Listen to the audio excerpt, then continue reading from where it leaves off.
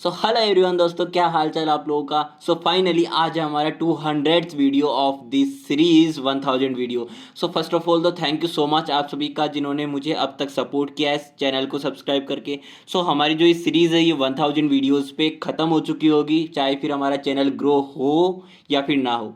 So back to the question. आज का जो हमारा क्वेश्चन है वो है find the inverse Laplace transform of 1 divided by s multiplication s square by 4।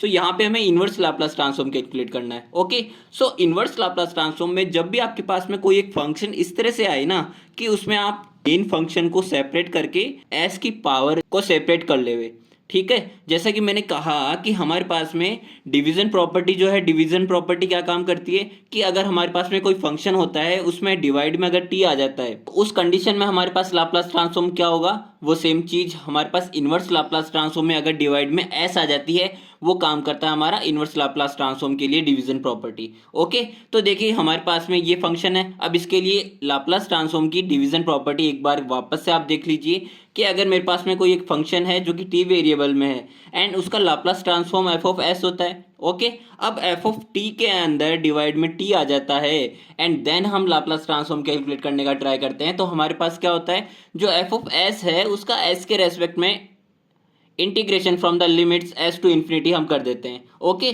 But अगर सेम वही चीज जो मैंने स्टार्टिंग में बोली कि अगर एफ ऑफ टी जो कि हमारे पास लाप्लास के लिए है, अगर इसका इन्वर्स देखा जाए, Laplace inverse of F of S क्या हो जाएगा, एफ ऑफ टी हो जाएगा। एंड अगेन यहाँ पे एफ ऑफ एस के डिवाइड में एस आ जाता है एंड देन आपको लाप्लास इन्वर्स कैलकुलेट करना है। तो आपका अगेन एफ ऑफ टी जो था उसका इंटीग्रेशन कर देना है from the limits 0 to t, टी के रेस्पेक्ट में। आती है इतनी बात समझ में। अब देखो मैं हमारे पास जो F of S divided by S है, इसको हमारा जो फंक्शन है F of S divided by S, इससे अगर मैं कंपेयर करता हूँ हमारे फंक्शन से तो मेरे पास में ये एस अलग दिख रहा है ना मुझे।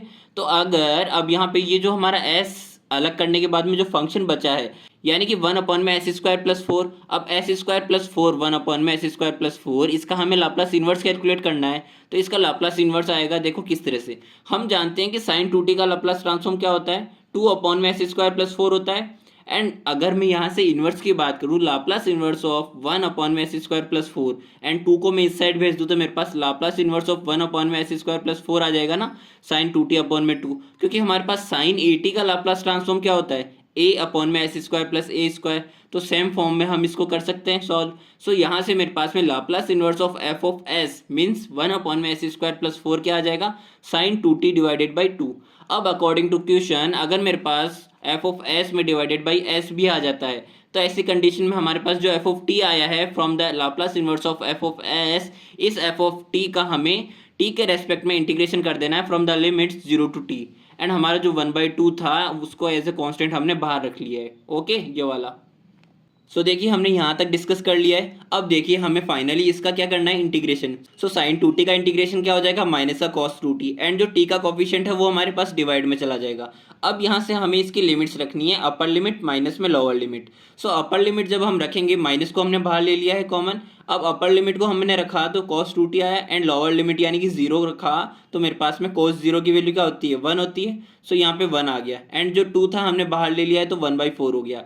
सो यहाँ से मेरे पास finally Laplace inverse of 1 divided by s multiplication s square plus 4 क्या आया, 1 minus cos 2t divided by 4। So ये था हमारा आज का video. Thank you so much देखने के लिए, मिलते हैं हमारे नेक्स्ट वीडियो में।